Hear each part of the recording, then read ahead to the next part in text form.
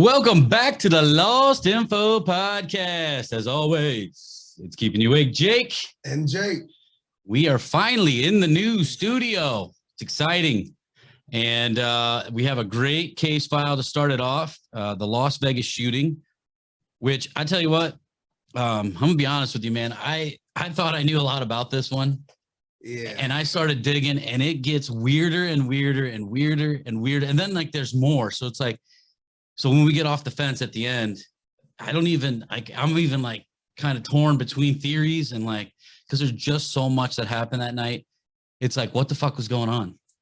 Yeah. But I think it was also a ritual at the same time as all this other shit. So like, it obviously seems planned because I don't know if you, we're going to get into this, but if you go and look at the Illuminati card game from 1995, it fucking blew my mind.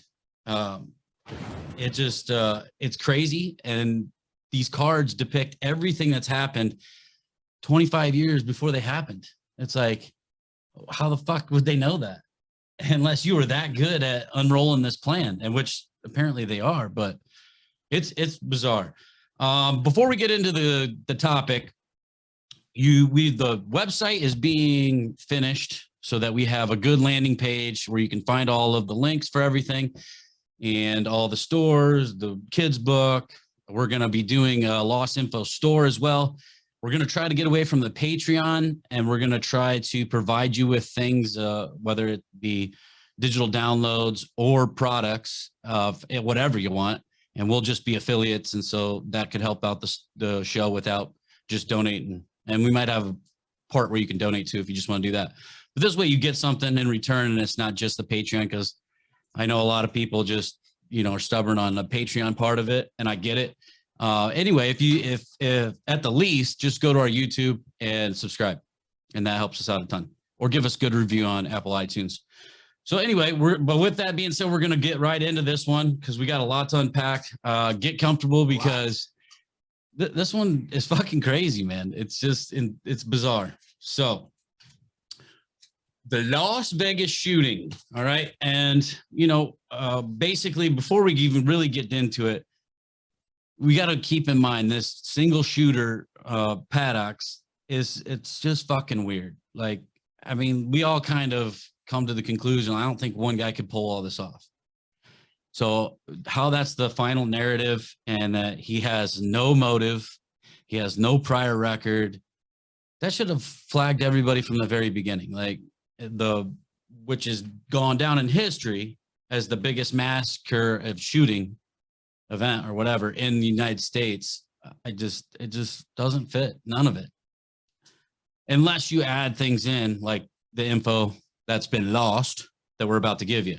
And that, I think, puts a lot in perspective to a point, but it's still like, what the fuck was going on that night? So let's get into it. So basically on October 1st, 2017 is when this all happened. And this was the Harvest Festival. It was a country music festival.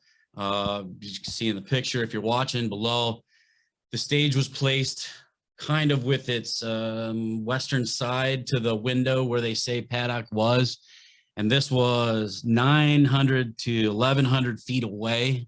So the fact that he's raining down bullets from that far and just like sporadically putting them into this, I would say his accuracy kind of sucked, because I mean, I hate to say that in that kind of context, but there's only 59 people that died. They say there was, I don't know, over 800 injured. But I mean, you have 22,000 people corralled in a space. I mean, if you were, I don't know. It just really depends on how many rounds are coming out of there, though. It's well, so there's like the bullets, the rounds are still only. Yeah, well, and that's the thing. The controversy from how many rounds were fired is also varying from a huge difference. Some say 200 rounds, and then there's others that said 1,058 rounds from 20 different rifles. Right. And I'm like, how the fuck? I mean, yeah, you could just switch out the rifles. Aside from all of the how many rifles and whatnot he shot, I'm still baffled to the fact of how many rounds of ammo that they're saying that he brought in. Yeah, but like it's full, like a full pallet full. You're taking that up by service elevator. Well, point. So like, you're yeah, literally, like, they said like, it was 7 days of him bringing these suitcases in, and I don't remember how many suitcases they said, but it don't make any sense. Like the guy, I mean, unless you start putting things into context, like, and we will, but it gets to a point of just weird. So the symbolism around this and the numbers, it was on a harvest moon at the Harvest Festival on Route 91. Jason Aldean, I don't know if like the guy sold his soul to the devil. I think I'm just gonna go flip around in my notes. I didn't put them in order. Well, let's just go on Jason Aldean, since that's the guy who was singing at this last part of this concert. So Jason Aldean, there's a suspicious song that was released in 2009 called The Truth. And it talks about, when I go crazy in Vegas, don't tell them the truth. Don't tell them the truth. Don't tell them all the truth. Make sure you lie to them, whatever else. And I'm like, that's fucking weird. Okay, maybe coincidental. right. Maybe not. I don't know. Then he has a song that was in 2007. It's a Johnny Cash song. And in the line, he says, I'm 460 miles to the outskirts of Las Vegas. And and this is also, again, maybe coincidental, or maybe it's just their number sequence they love. But if you 4 plus 6 plus 7, the 467 miles equals 17, which is 2017.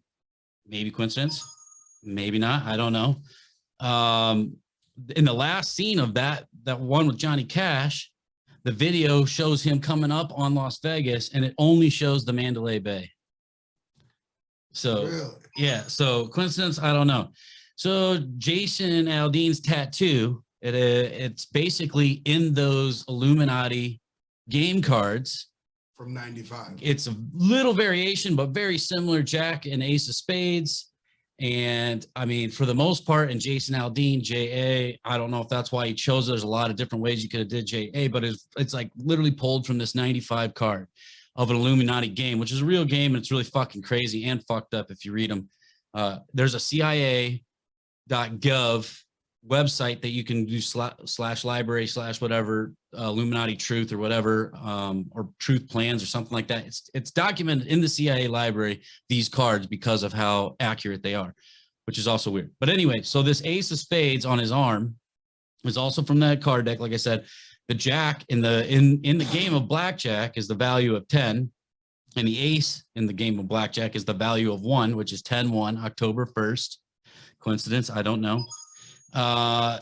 It just fucking gets crazier. And then we have some more number sequences later on in that. But so that part, just Jason Aldean alone, there's a lot of weird shit. And in that song, I was watching the video over and over. It seems that he almost like feels bad for something. Like, you know, like, because when I'm looking at it in the context of, he's like, don't tell him the truth about what I'm going to do when I go crazy in Vegas, or when we go to this ritual time. Right. Well, that's the that's could be possibly that's his initiation. Well, and that's like the thing. He's sacrificing all of these people who are his fans. Well, and I say on the blood sacrifice, like if you sign your soul for Right. fame, they would be like, hey, this is what you're gonna do. Right, and that's right. He's over here, and what Oli was speaking of. Shout out Oli Dolagron. Oh, he's coming on by the 19th.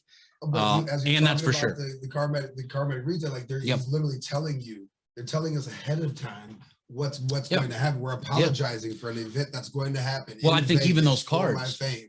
Right. I mean, there's a lot of things. There's movies. It in front of your face, so like that's where we're showing. Yeah.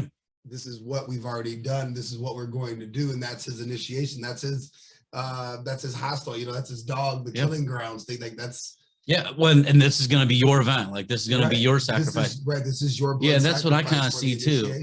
I kind of see that too. And the thing that got me kind of like, when I was looking at these cards and I was looking at everything else, I was seeing like, so they were talking about events that were planned in 1952 in these CIA documents that happened almost 70 years later. Like that is fucking crazy. Like that's a fucking thorough plan.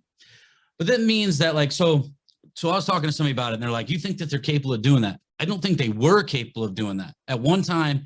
So these cards go back to talking about the 1700s when they were trying to roll out this one world order and the things they were going to do it.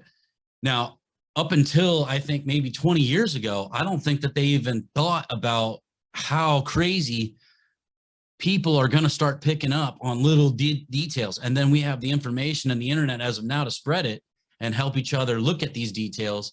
And now we're onto them and people are waking up. And I don't think that they really thought people were going to be that aggressive on picking out all these little details and number sequences, symbolism, these events, and be like, man, they're really decoding the shit out of us. Right. I think they just thought they were going to put it there and we're just stupid enough we would never find it.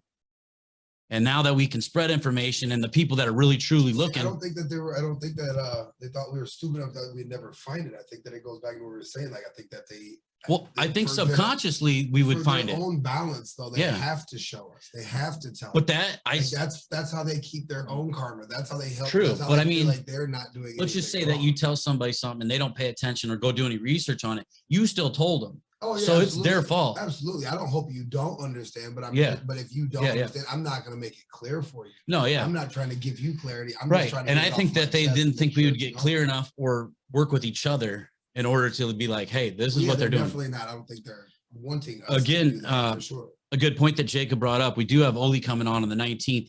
He actually almost predicted this event. I went back on one of his things. We're going to have him on and we're going to basically probably start the show with him recapping on this, but like there's a lot of things that Oli had said that happened in this that was before this. And with Travis Scott, I mean, he called a lot of stuff. He's definitely good at what he does. His research is, they call him the #1 researcher on false flag events and political assassinations in the world. Now, when we say false flags, there definitely probably was people that are hurt in this one. Now, I don't know, maybe some events, there aren't people that get hurt and they are completely hoaxes. This one, I don't believe that it was a hoax. I believe people did get hurt, people died. So false flag, from my point of view, is not that. But it is also set out by the people that are going to give you, let's take away fully automatics. Let's take away bump stocks. We're going to give you the fix to this problem that occurred. So no offense and no disrespect to anybody that might have lost somebody or whatever else. When we say false flags, we're not saying hoax. I'm not saying hoax anyway. So I do believe people got hurt, but I think this was a planned event for ritual. And then I think it was just taken to all kinds of different levels. So anyway, in that tattoo on Jason Aldean, there's a black sun. It's a black sun, which the whole thing of this rituals is like, giving homage to the sun. And so right across, if you go back over here, there is the Luxor, and that is a pyramid with all-seeing eye that's watching over this event with an obelisk in front of it.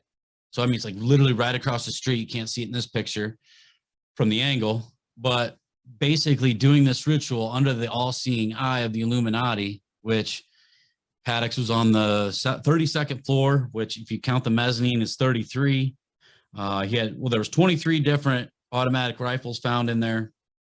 And the thing that gets crazy, it took an hour and 15 minutes for somebody to come and stop this quote unquote lone shooter. Right.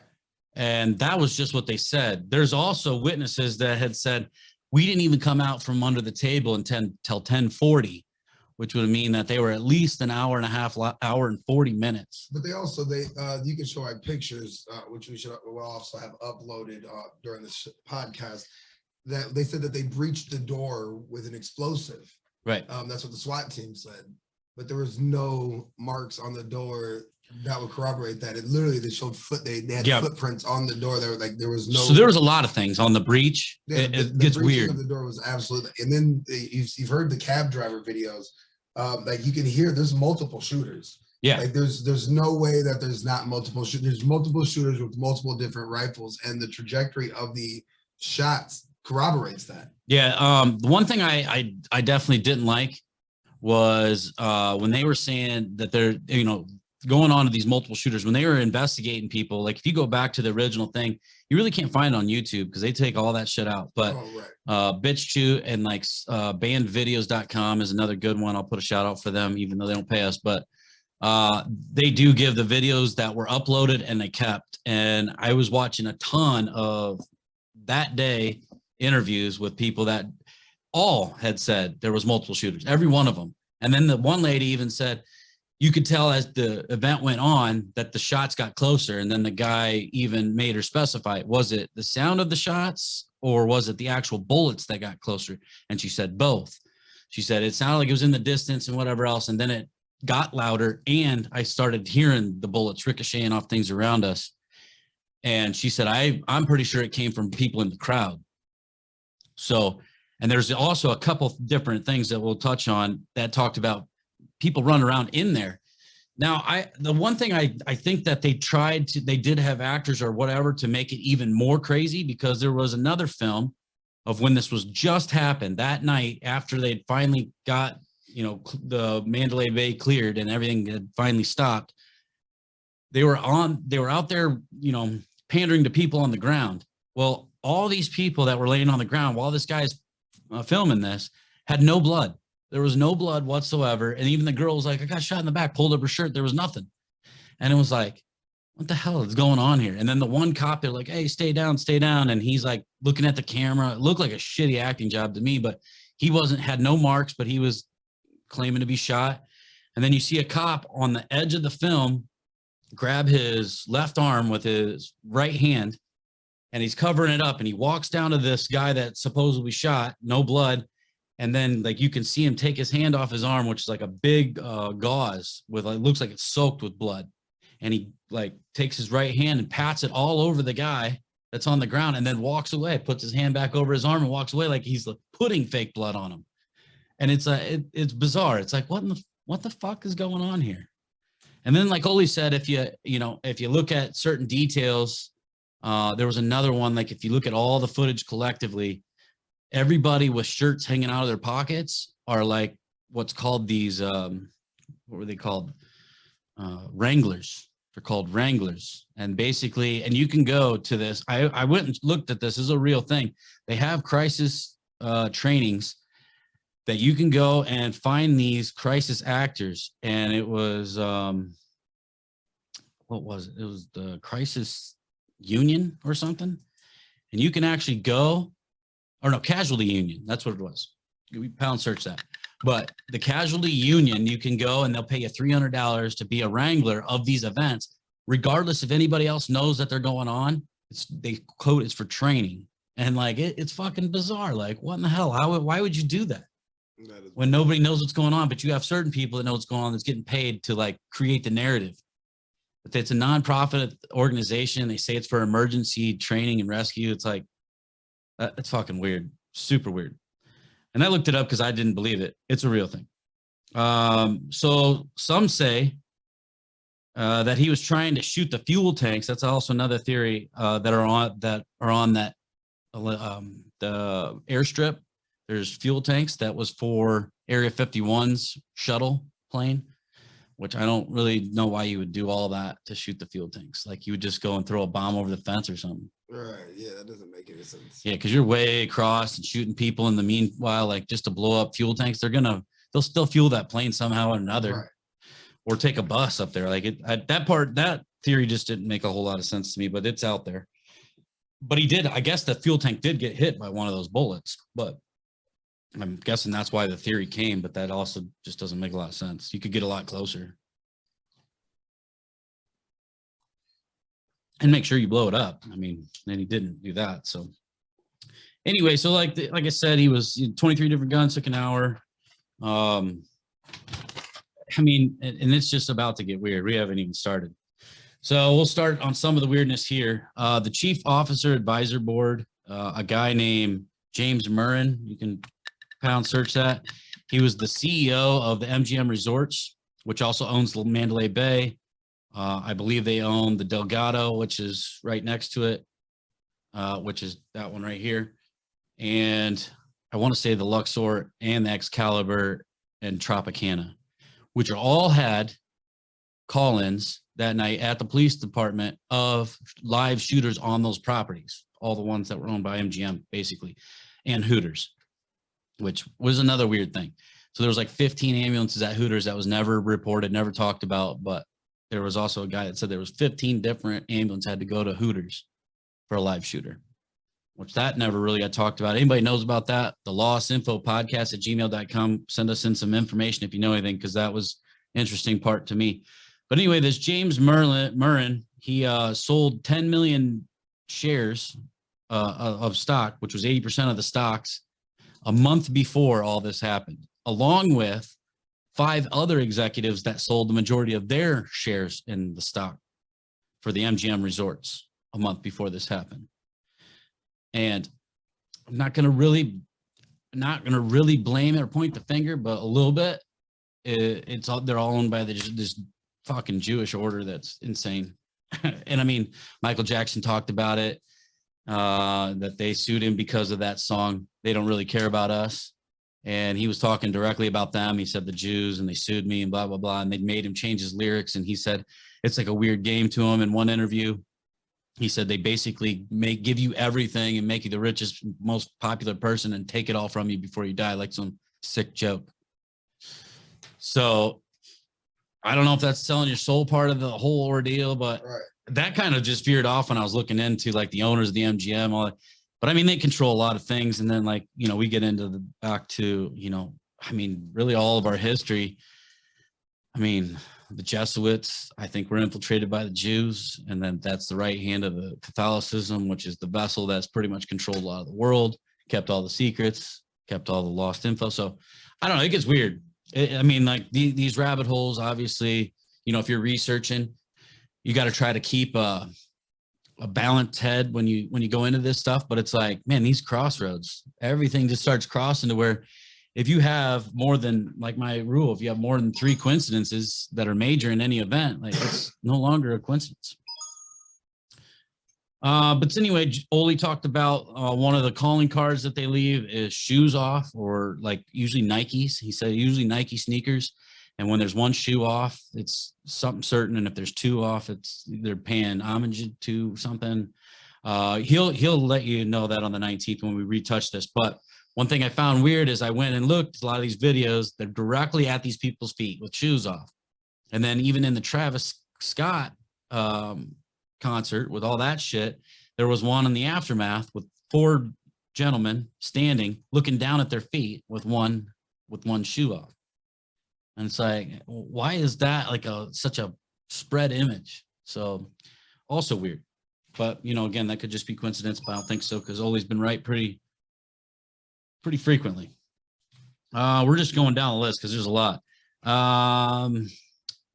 So another part of that found weird was they said that Paddock's was a lone shooter. He did this all himself. He did have some kind of guy that worked at the hotel bring up some suitcases through the service elevator. There is parts where he's bringing in bags, but it doesn't really look like what he had in that room. Like if you look at that room, it looks like a fucking movie. Right. It looks staged as shit. Like there's guns like spread out perfectly in the bathtub. There's ammo laying around. Like you wouldn't be that fucking dirty and messy. Like you'd want it all by the window, right where you're going to be using it. You're not going to go spread it out. It looks like a staged crime scene. Oh, fuck yeah. It doesn't even look right. It looks like, okay, so one guy was running around this place like an idiot. Why wouldn't you have them all stacked right by the window where you're going to use them? Like, and then just throw them to the side when you're done. And the thing is, I don't know if he changed mags on all this stuff. There was 20 guns used, but I mean, it gets into the weirdness of the room. So like, we haven't got to the breach part of it yet, but in that breach, when they show all the stuff in the room, the other room, the adjoining room that was basically his as well, but it was rented under his girlfriend's name, that Mary Lou Daniels or whatever, Danley. And that window was broken out. And then his suite window was broken out. However, the adjoining door was locked from Mary Lou's room. Right. So how would you be able to break that window out, lock the door? I mean, and then you have to go around when it just doesn't, I don't know. It doesn't make sense. Right. Like you'd have to go back out through the hallway. Yeah. And that was already set up. Chaos. Yeah. Right. And so there's another part that was weird. So in this breach on one of the body cams of the cop, he claims this 419's been for a while, which is a suicide, whatever, shot himself in the head. But he said on the cam, he said, this has been for a while, which it would have had to have been literally like 15 minutes before at the most. So that means to me that maybe this body was brought in pre-shot because he claimed in the body cam, he said, this 419's been for a while. Then they breached the door that went to the adjoining room to get into the other side, and 3 shots were fired, and you can hear him on the body cam. And then they come back and say, oh, what were those shots? He said, those were accidental. the 3 shots in a fucking supposedly empty room were accidental. Right. Somebody was in that room. Oh, absolutely. Not only was somebody in that room, somebody didn't leave that room. Yeah. Yeah. Somebody was posted up in that room. Well, and to get 1,000 shots off, if that's what 1,000, rounds, there had to be more than just Paddock. I mean, there had to be. Absolutely. If it was even Paddock at all. Now, I have the theory, and we'll get into it. I don't see that he's the guy that's doing this. Like, he has no reason. He has a fucking wonderful life. Like, this guy's got money. He has no record. He has no nothing. He's got girls. He's gambling whatever he wants. He has no debts.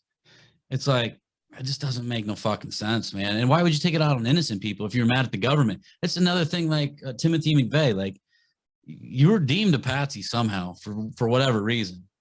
Oh yeah, Timothy McVeigh had nothing to. He had everything to do with Oklahoma City, but I don't think it was his personal motives. Yeah, I think that it was more like, hey, we'll take care of your family forever, but you're taking the fall for this. I don't know. Well, yeah, we spoke to the guy that was original.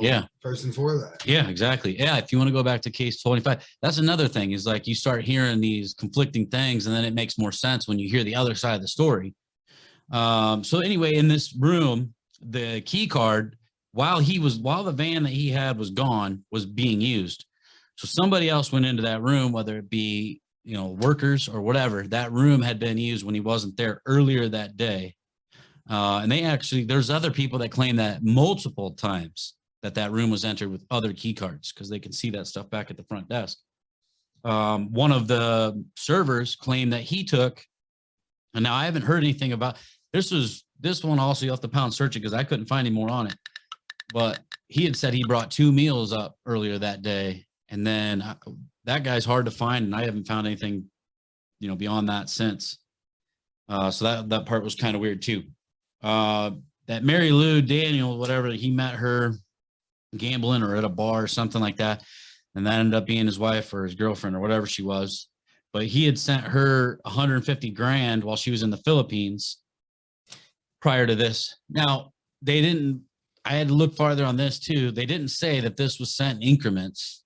So a guy that's rich as fuck, like that's not really that surprising to send 50 grand, 50 grand, 50 grand. Like, who gives a fuck? Completely rich. You don't give a shit. So he said that, and a lot of people say he had real estate ties and everything else. I didn't find a lot about that. So I heard that on some other things. You can pound search for yourself. I didn't find anything about he had huge real estate investments, but apparently he did. So that security guard, Jose Campos or Jesus Campos or whatever, he was the one that was shot in the leg through the door. His whole fucking story is weird too, because so this guy gets shot in the leg through the door 6 minutes before all the firing started, apparently, is what one claim says. But let's just go on the side of caution. He got shot after these things. So it means he's shooting out the window. He has a camera set up on the cart that's in the hallway, sees this guy coming, stops the shooting from the window, comes out, shoots through the door, shoots this guy. And in one claim, Campos said, I must have got shot by a BB gun or something, because it obviously didn't shred his leg or put a fucking big bullet in it. But he decided to post up around one of the corners of the doors, like where the door goes in a little bit.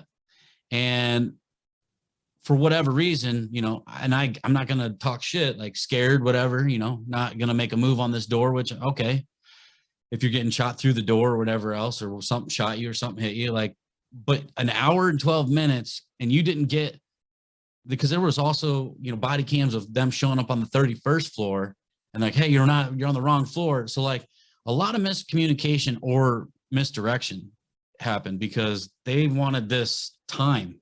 It looked like there was trying to be gain time, because this guy was already here supposedly in one account 6 minutes before it started. Yet he didn't give the proper information or do anything for an hour and 12 minutes at least. Yeah, it doesn't add up. Yeah, and they have a whole entire security team at these hotels, and cops aren't far anywhere you're at in Las Vegas. So, and then to wait for a SWAT team while people are just getting fucking mowed down, no, there's no fucking way. Right. You would key card that door and get the fuck in there. Right. in any kind of thing. I mean, if you look at any kind of situation, and especially when there's no rumor or suspicion of a hostage, dude, you're going in. There's no two ways, and you're going in right away. The door in the next 10 minutes tops. Yeah, exactly. So that part I found was really fucking weird as well. So here's a little part. This is the part that gets a little weird. All right, so let's take in Stephen Paddock, because I don't think people understand that there's a really fucking weird story behind this whole thing. So hold on here. So the one part is he was born in Clinton, Iowa, which is close to us, which is weird, in 1953. Super weird. Yeah, I didn't even know that until recently. But then he graduated high school, I think in 71, I think they said. And then he had went out to California and went to the university, or I don't remember exactly what college. But anyway, where he went to college, they had said that he came out and worked for UPS, or mail service or some bullshit. But let's see here. I think I'm out of so it was Cal State. And so what's really weird is that that's right next to Skunk Works. And if you don't know what that is, that's Lockheed Martin, their branch off that does like secret, funding bullshit and whatever else.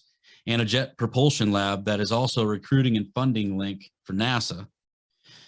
So later on, he gets linked to NASA. His paychecks came from the USPS during this time, but the evidence of everything says that he was working for NASA right from 1980. So right out of graduation, he was already working for NASA. There's also another weird report that he was the one that created the faulty O-ring that made the Challenger blow up. Which even gets weirder. Is there anything to corroborate? There is not. You can pound search that one. That might have been added because I was just like, well, that's a weird thing. But there was also a report of that. So it gets even weirder because he was working for the IRS, and this is actually documented after the USPS.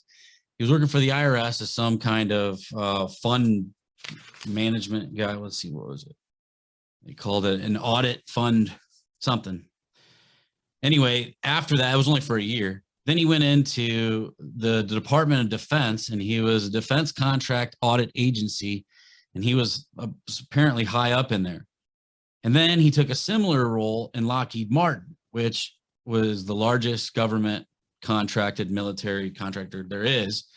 But before they got Lockheed Martin, they were Lockheed Corporation, and then basically partnered with Martin Marietta Company, which made them Lockheed Martin. So you're already talking like and if you go into Lockheed Martin's history, search that, it's fucking corrupt as shit. Like it's just all over the board. I mean, they were getting loans from the government to take complete contracts. So basically just the government funding their work, but they were doing all of the aerospace. They were doing all of the hybrid, the Blackbird, all this shit. All of the Black Ops, all of the shadow ops. And I mean, basically they're probably into the point of anti-gravity now. That's how big this company is. So he was already working for them, and he was working for I think Martin Marietta that partnered with Lockheed Corporation. So he was already high up in that. There's not a lot that talks about his role other than the auditing part. And then, you go in farther, he's a licensed pilot, and he has at least 2 airplanes of his own. And it's like, what the fuck? So to me, what it looks like is they groomed this guy straight out of college, and he was a CIA asset. Like, right. It looks like he was Ultra, yeah, he was and I would say probably MK Ultra, but he was either an MK Ultra patient or he was just an asset that carried out random fucking tasks that were secretive, because like his whole past is kind of sporadic and weird, and it just doesn't make sense. And then to have a 0 record, you look him up, you can't find shit, would mean that he's just always been clean. Yeah, with tons of money. Yeah.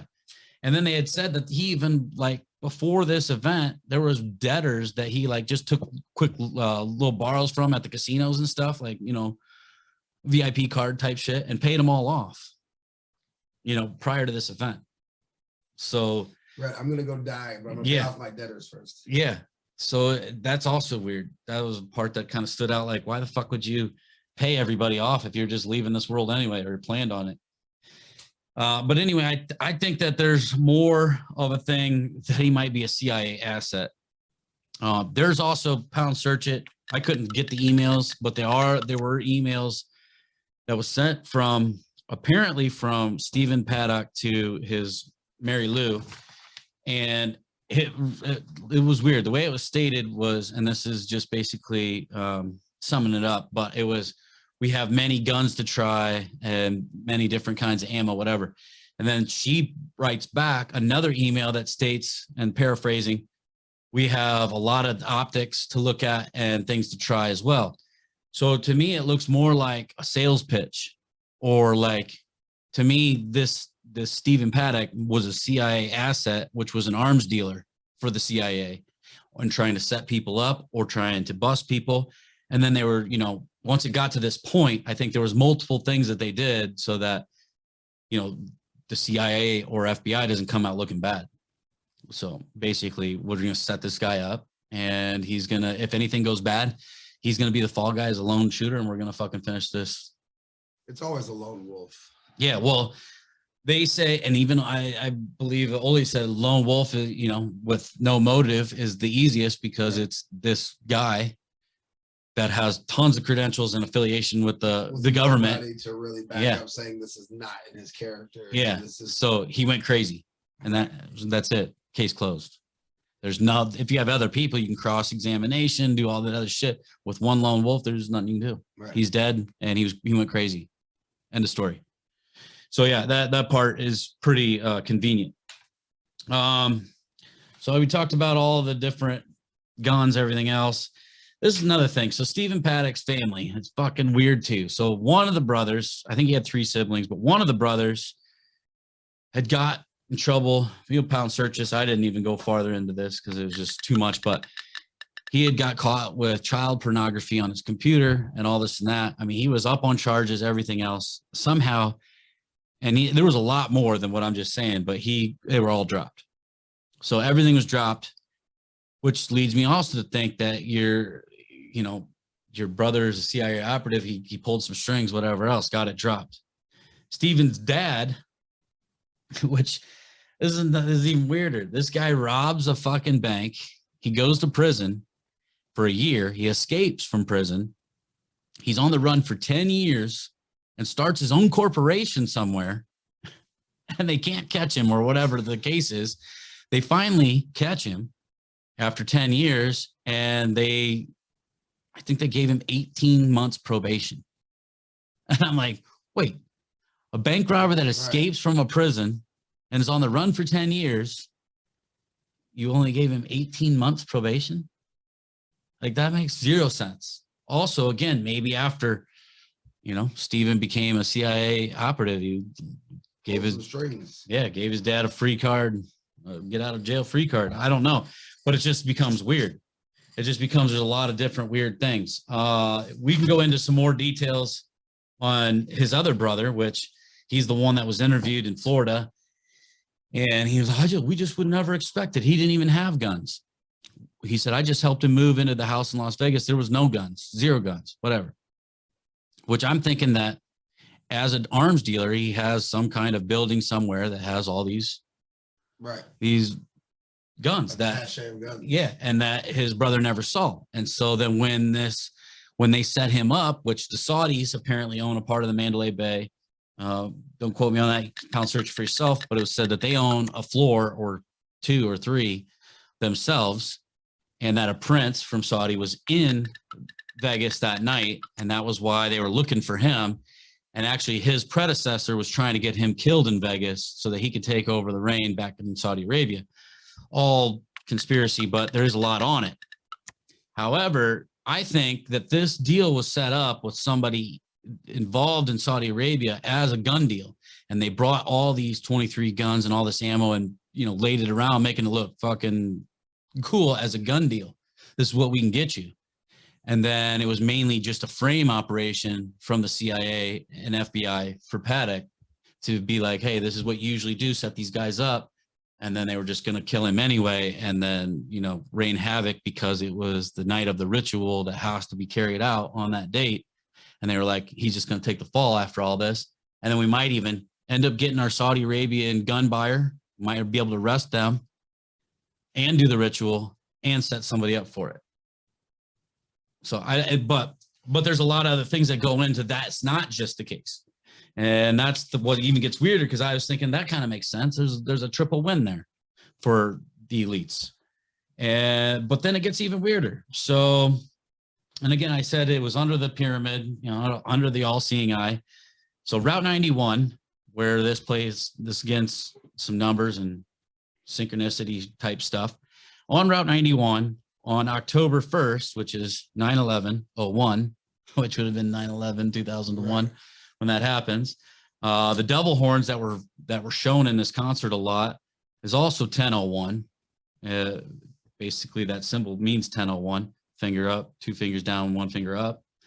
And then in the movie The Hangover, in the opening scene, they pan over the Mandalay Bay, and the song that's in the background says, "A 13 tattooed on my neck."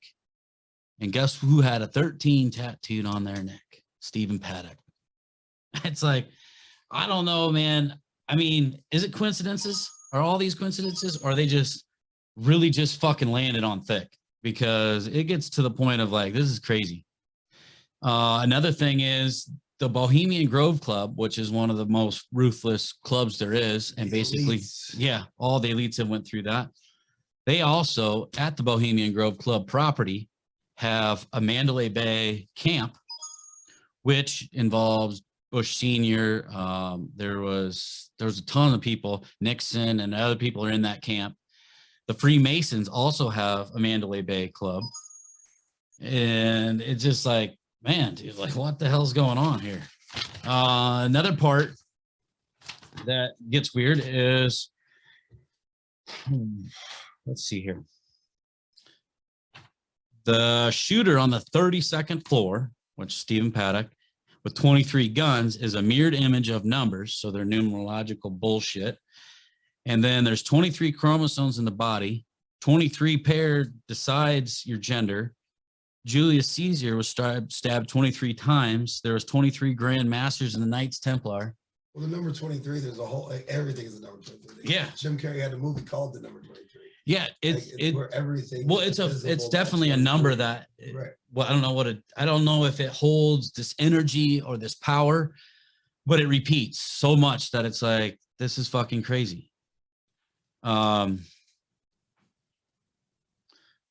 Yeah, that was another part with the cops in there. So a lot of the body cams, there's a lot of things that if you watch these old interviews, again, bandvideos.com or bitshoot.com, they go into like these old videos that I think a lot of these people obviously probably weren't, they're not informed about everything going on. So these cops, like the one guy's on the ground saying, "I smell the gunpowder. It's right around here somewhere." And the guy said, "But where's the shooter coming from?" He's like, "I don't know, but I smell the gunpowder right here."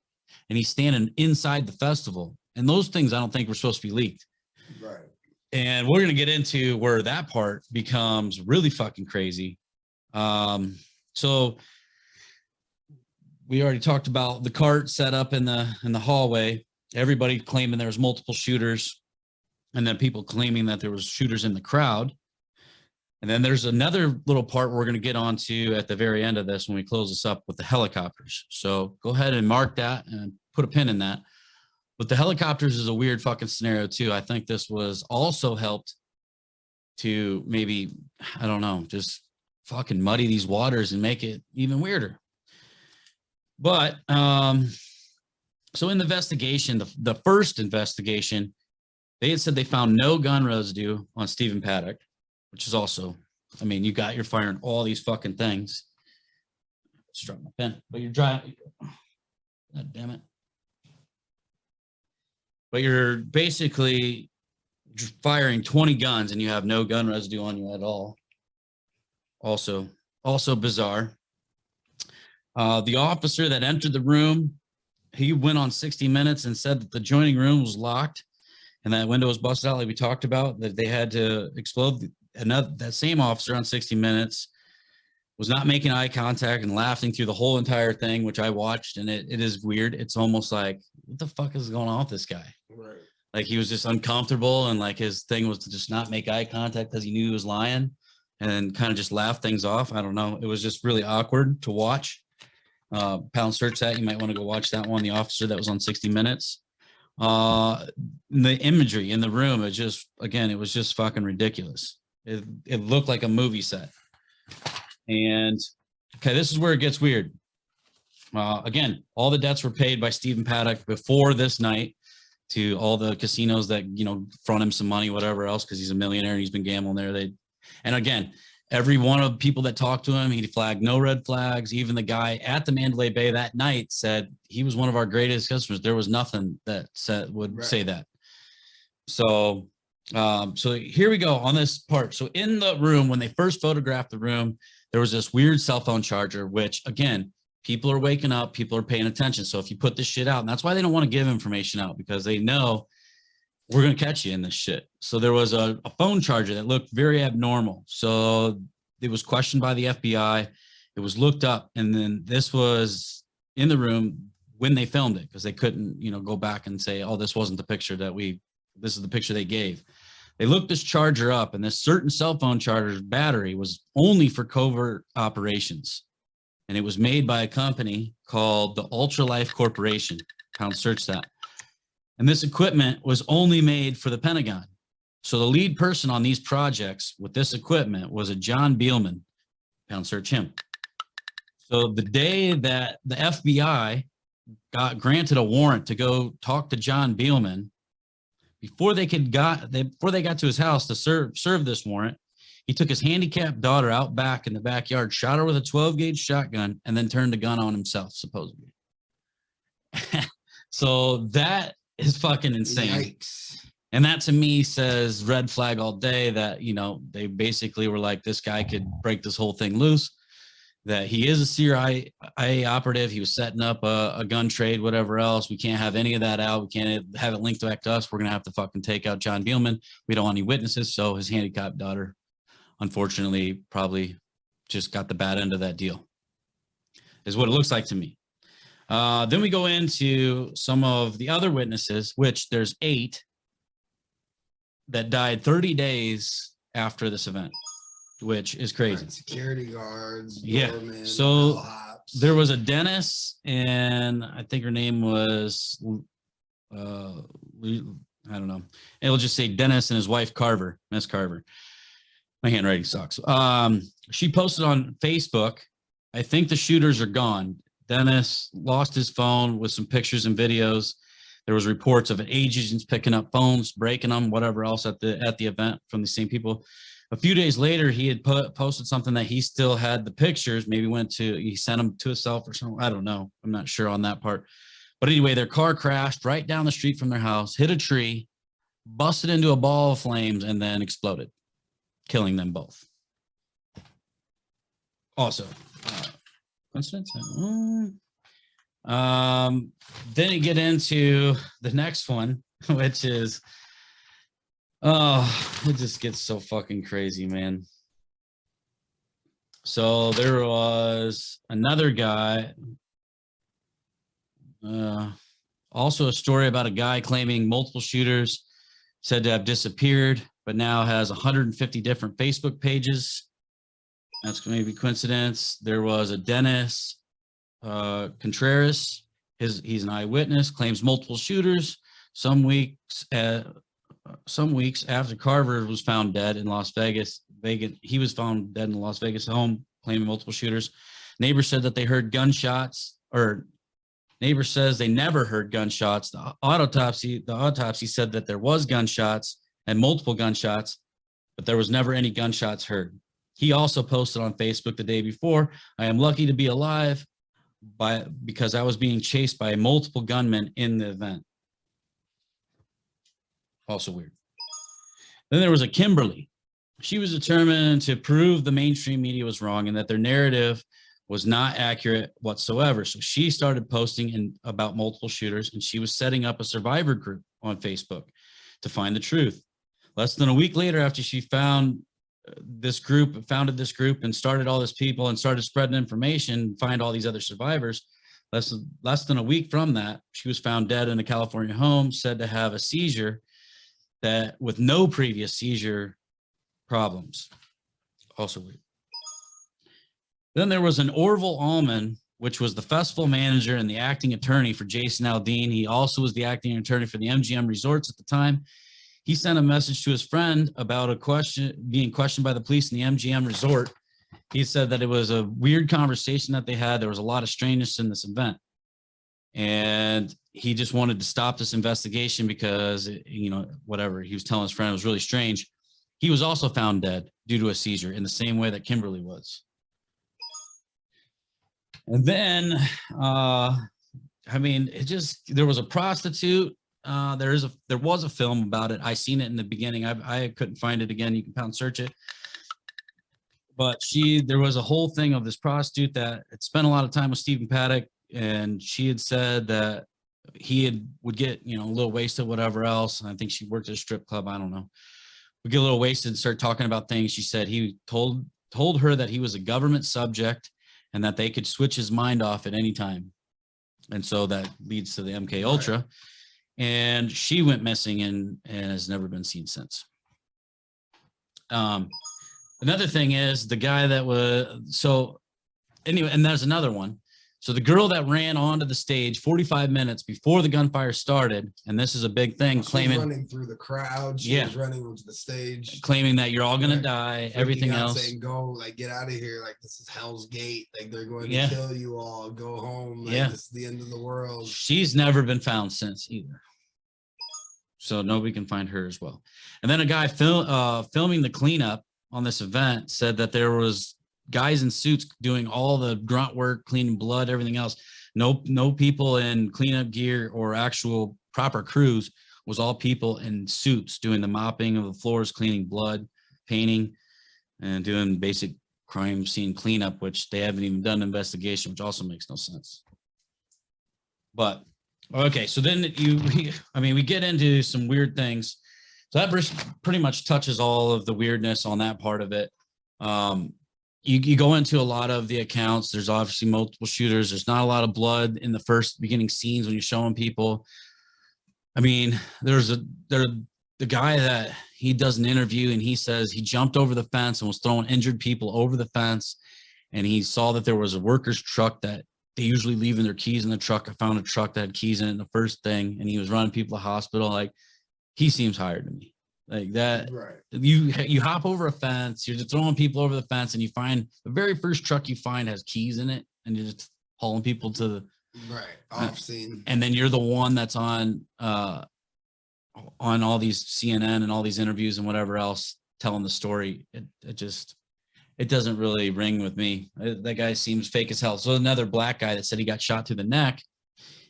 He didn't have any marks in the interview. And there was another video of him that night that was sitting on the curb, and he goes, just call an Uber, and laughing and joking. Wasn't shot in the neck at that time. And this had to be way after. Wow. And he had said, she goes, well, what am I supposed to do? Her friend or his friend, whatever, said, what am I supposed to do? Just call an Uber and say, come pick me up at this mass shooting.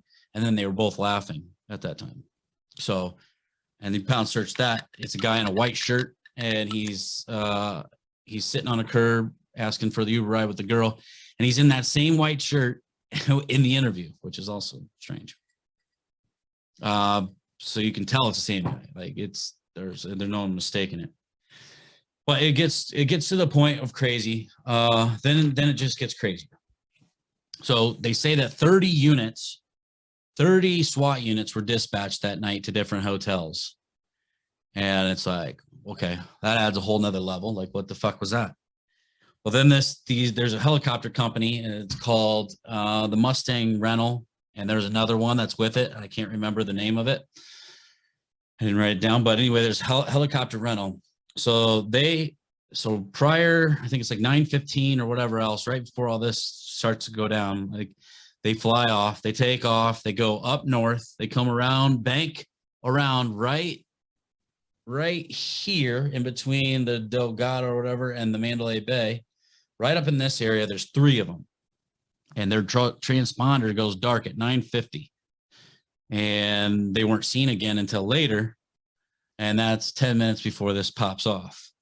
So their transponder goes dark right when they're sitting between these hotels at that time. And then basically another helicopter, which is right here on the Delgado, on the corner of the Delgado, there was an airplane, and this is in the FAA records, and you can still go and see this.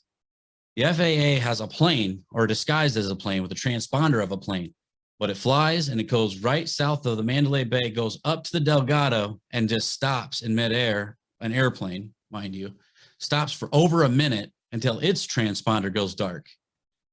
This is while the event's going on. Then after it kind of settles down, or it's died down, and shots have died down, whatever, 7 helicopters leave from that rental area, which is back here, actually that way, across the street.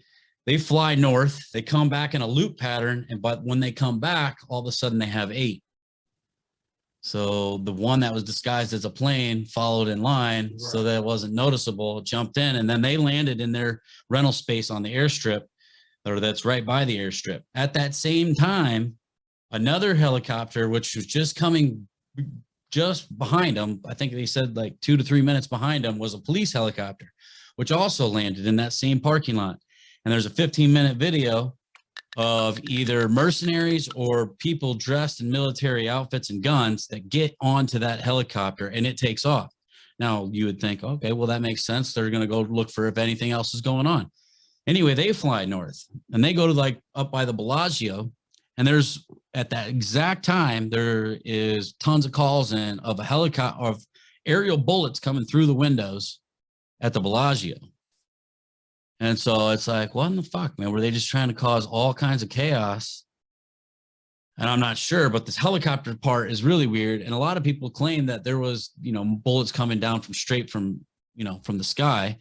And that would be more of the helicopter theory. From the choppers. Yeah.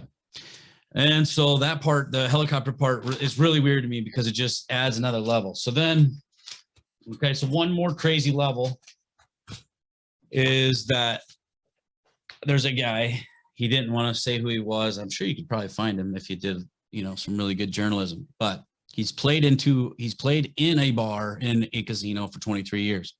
This is why I figured he'd be easy to find. But he plays a guitar and whatever else. He said this was his story, and I listened to his whole first-hand account. He had his voice disguised, whatever else. But he claims he was in a bar. He's been playing this place for 23 years. They were just about to go on break, and he was getting all these text messages. It said there's a shooting going on right now, blah, blah, blah. He started asking the bartenders, have you heard anything about this? They're like, yeah, I'm starting to get texts too, and whatever else. At that same time, like 200 people come flooding in from these doors and whatever else, saying there's a shooter in the parking ramp. And he didn't say, I think it's the Tropicana, from what the accounts, I'm guessing, but he never said because he didn't want to give away where he works. But it'd be either the Tropicana, the Luxor, the Excalibur, the Bellagio, the MGM, or I don't think Mandalay Bay, maybe the Delgado. I don't know, but he wouldn't say. But anyway, he had said 200 people come rushing in saying there's a shooter in the parking ramp. They're all like, he said they're running as if there's an apocalypse happening. So they all saw something, or somebody saw something for sure. It wasn't just, people running.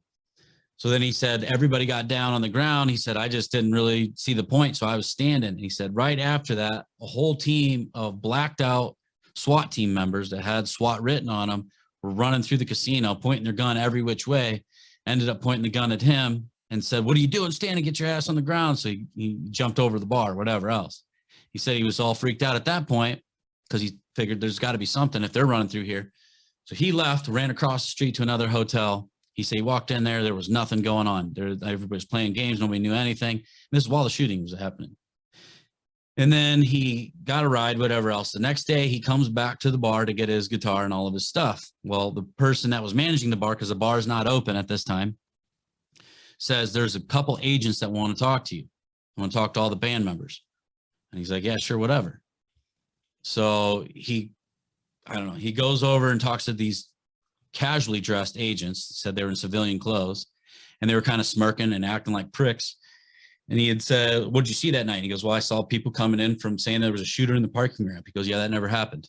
He was like, Oh, I don't know what happened. He's you asked me, and these people were running as if giving you my account. Yeah. And he goes, yeah, well, it didn't happen. And then he goes, all right, well, they ran like something was happening.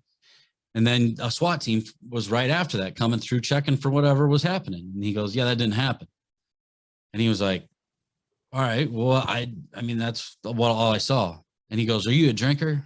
And then started talking to him, I guess, whatever about, he goes, yeah, I drink, vodka on the rocks. And he said, and I had one on the rocks in between sets. He's like, what's that have to do with anything on fucking the shooting that happened last night? And he goes, so, that all didn't happen. You might've been because you were drunk, whatever else. He goes, it never happened. And he kind of got the idea like, all right, fuck, whatever, it didn't happen. Like, I don't really care, if you're going to force me to say it, whatever. Right.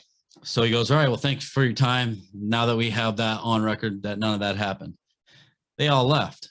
Well, then he said 3 days later, he's playing, at the same bar, whatever else. And this guy, he never thought anything of it at the time, was out of place. He was wearing a tuxedo, and then he was with a girl that was dressed up really fancy, way out of place for this bar, apparently. Came up and they were having a good time, and he even knew the song he was playing, which was like Sweet Home Alabama or something like that. He said that this guy said, what are you drinking? And he said vodka on the rocks. He has Grey Goose on the rocks. So the guy went over, set it on the amp. He drank it. And then later on, the guy didn't even acknowledge him and set another one there. And he just like, didn't really think about it. Drank it. He said the next thing he knew, he woke up with his friends like over him at some restaurant down the street saying, should we take him to a hospital? And he was just kind of in and out of consciousness or whatever else. And they said, let's just get him home first. So they got him home, whatever else. He said he slept for like 16 hours and that he woke up and then slept for like another 16 hours. Jesus. And he said he's a pretty big guy. He said he's very tall, and I think said 280 pounds or 250 pounds. So he's a big dude. And he said, I started thinking back. He said, I don't know if they were trying to kill me or if they were trying to send a message, but it definitely was something to do with that because he asked what I drank, and then like everything else led up to that. And this scenario was just, it's never happened to me before. And he's like, so they drugged me either to send a message or to kill me. And so then I'm thinking like, all right, this is at another hotel at the same time, but you're willing to go through all that trouble for one fucking band member? Like, it's just weird. Like, and then, I mean, really like the whole night you have shootings of helicopters, you have 30 different units dispatched, you have this fucking Saudi Arabian prince in town, you have apparently what looks like a drug deal going on, or a gun deal going on. It's like, I don't know, man. And then you just all of a sudden just fucking wipe out a fuck ton of people at the same time. Or at the same time, these plans, somebody let the information out the bag, let the cat out the bag. And then people were like, I want to capitalize in this moment because I already know it's going to be chaos, which also seems likely. So even if like the Saudi Arabians, let's say, or even the mafia or some kind of, whatever, something like that, had an inside and they were like, hey, this is all going to go down on this night, which apparently people knew prior to because the MGM and all those executives sold all their stocks. So they were like, hey, this night, hit the market afterwards. Yeah, or, even robbing a casino or something like This would be a time. So it looks like a lot of things added up into this night, but it definitely is weird. This one's kind of went long. Yeah, this one's went long. So we're gonna skip the joke section on this, which I don't think that's necessarily a bad thing. Just going to off the fence. Yeah, there was a lot of jokes that were just they weren't tasteful in the fact that people might have died. So right. And I know that we do it anyway, but we just don't have time on this one. It's been a good episode, so we're gonna get right into off the fence. We got a couple things that we got to do. I got to get ready for a lot of things. So does he. And then we're gonna be on to new case file, and then Oli, and then we have a surprise guest coming in the beginning of February, and then the second week of February, I think we'll even have another guest. Or the third week. So it's going to be exciting, and we have a very good lineup. We have a lot of good content coming at you. We're going to try to stay a little bit more on top of it. Off the fence. Why don't you go ahead and start us off? I would argue that he was involved with something government agency wise. And I think that he was just a mark. I think that he was just casualty of war. I don't even know. I can't even guarantee that necessarily he's dead. Like it could literally all be a stage scene. It's just all too simple. Like, oh, he committed suicide after he killed all these people. Yeah. Like, for what reason? It took them so long to get there that he could have still literally been in the window. Well, he could have been taking out all those cops. He could have sat in the hallway, literally, and just. If you're already killing people, right? I don't think he was a killer, though. It's very hard to believe. I don't know that this guy did it by himself by any means. But for what purpose? I don't think that we even possibly were even able to touch on what they actually were hiding behind this giant smoke screen. Everybody's talking about Vegas and Vegas and Vegas, but something else like easily happened behind the scenes that we have no clue about. So I don't believe that this guy did it, or definitely did not do it by himself.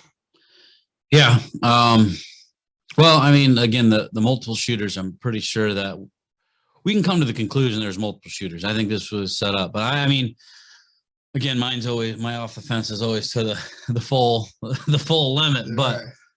I honestly think that this was already planned. Obviously, it's in the cards. It's in a lot of movies and music videos and whatever. So this was a ritual night. It's on a full moon. It's on the dates that they want. They always play into dates. They always do that shit. So it was a time that they had to act on the sacrifice or whatever the fuck this ritual is. So you think it's for the sacrificial lamb sort of? Yeah. Well, and they ritualistic initiation. Well, I think that, rituals. For Jason Aldean or for? I think Jason Aldean was just a puppet. They just said, this is going to be your event because you're going to be playing at it or whatever. And like, we're going to use you to get out our karma information and do all this and that, put it in your videos, whatever. You've already sold your soul for fame or whatever the case may be. You're going to end up carry this out if you want to stay that way. I'm not sure on that part, but the ritual, they always have them planned for certain dates and they have to carry them out for whatever reason, blood sacrifice. Now this again, doesn't seem crazy to me. It's that like that part doesn't become a conspiracy. Because if you look back in history, civilizations and cultures have been doing blood sacrifices for fucking ever. It's just that in this era, we don't do them like at the top of a temple and just cut their head off in front of everybody. We do it in a more discreet, like, oh, it's a terrorist attack or a way or something. Right. But the Orlando shootings. Yeah. Yeah. Or 9/11 or whatever else. Right. It's just a ritual done in a more cryptic kind of secretive way, other than the information they gave you prior to that you didn't pay attention to. So their karma's clean. I'm not sure, but that part doesn't seem crazy of the sacrificing. And they don't really give a shit about people. I mean, if Michael Jackson, they don't really care about us. But that part doesn't seem like the conspiracy. The conspiracy gets into how we have Paddock, how we have all these guns, and how everything else was going on that night. But I think that they were basically, Paddock was old. He's a problem because he knows a lot of information. If he's an MK Ultra patient, maybe they switched his mind off and made him do whatever they wanted. I don't know. But maybe they were just like, he's at the end of his rope and he's now a liability more than an asset.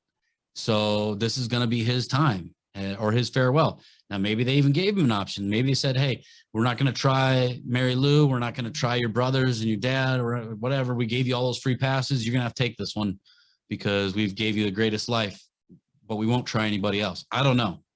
There's a lot of different ways that could have went down. However, they said, we're going to try and get this fucking prince or an arms dealer, a big guy. So let's let you set this up. And the emails that were from him and Mary Lou were more like, hey, we have a lot of things to try out. We have a lot of things to look at. Right. And it's just kind of their business, the arms dealers or undercover arms dealers, or CIA. But that's another thing. That's been also not crazy conspiracy because that's been happening. Even our president, Reagan, sold fucking guns to Iran-Contra. I mean, there's all kinds of shit that we've done that multiple times, selling guns to the foreign people. And then they were saying that maybe put trackers on them so we know where these people are. I think it's more or less just fucking guns deals because we've done that forever. Right. That's also not really a conspiracy. But anyway, so they set this up and they say, hey, you're going to run this deal so that we can either identify who's buying them or whatever the fucking case may be. But the elites, the people at the top are like, hey, we're just going to fucking ruin this whole entire operation so that or if something goes sideways, we're going to this is our go-to plan. But I would say that the ritual was already going to happen. So it was more like, let's set it up on this date, and then let's let Paddock go down for it. And then we get rid of our liability. We find out who's buying the guns, and we get to do the ritual all at the same time. Right. That's a triple Lindy. So I think that more seems like we can just fucking knock out a few things. But then I think since they do this shit so far out, or these dates so far out, somebody was like, hey, in Vegas, because there was another guy, also anonymous, but it was on right after 9/11, was saying Vegas was going to be their next place for a big event. Never did find out who that guy was, and he never came back, apparently, as far as on record, whatever, but you can pound search it. But that was also notified that the next event was going to be in Vegas. But so then anyway, this information gets out to Vegas on this night from like some people in the real high up, like the MGM owners and whatever else that sold other stocks just like that, where they passed the information to somebody else. This is going to be a night where it's going to be fucking crazy. And then they say, hey, we're going to fucking do some other shit, either rob one of the casinos or do something else, or fucking, kidnap somebody or kill somebody certain or whatever. There's a lot of shit that goes on in Vegas. So you follow the money, you follow the problems. And so, all those could be things like, let's take out a fucking CEO, let's take out, an owner, let's take out whatever, let's rob this, whatever the case may be. It would have been a perfect opportune night to do it. So when you find all this other shit happening around, it seems like the information got leaked for their triple win, and then just was more chaos. And then they were like, fuck, we really have to close this case. Because if this gets back that the information was leaked and this was all linked back to the CIA and the FBI setting this up, then they're in a whole deeper water. So, kill that fucking whatever his name was, John Dealman. But then the helicopters, I think, was just to add a layer. You're going to put a lot of problems in the investigation. It's not going to be able to be determined what the fuck was going on. And you're going to be able to hit more people. Right. And then you have this whole kind of, the helicopter thing's weird to me too, but then like the police or whatever getting in and then flying north and shooting the windows in the Bellagio, which I don't even think they meant to hit anybody. I think it was just to add another level of weirdness. Right. And they were like, hey, let's just do a pass real quick and shoot out a couple windows. Then it's like, all right, well, there's another thing going over here, and just confuse the fuck out of everybody that's around. And I think that was essentially a lot of it was the confusion. And then the rest of it was to, again, carry out a ritual, set Paddock up to, end his life or let him take the fall or whatever the case may be, so that they can get rid of a liability and then, maybe even possibly find an arms buyer or whatever. For sure. So that's my off the fence. With that, you guys, I would like to hear from you. So if you want to hit us up at the lostinfopodcast@gmail.com, give us your theories. That'd be great. We'd love it. We'd love to hear it. So, check in with us. thelostinfo.com. Like I said, we'll be finished here soon, and we'll have a landing page where you can find all of our links, everything else, all of our updates. It's going to be a lot more mainstream for us. So amazing. So I guess the Las Vegas shooting, TLI approved.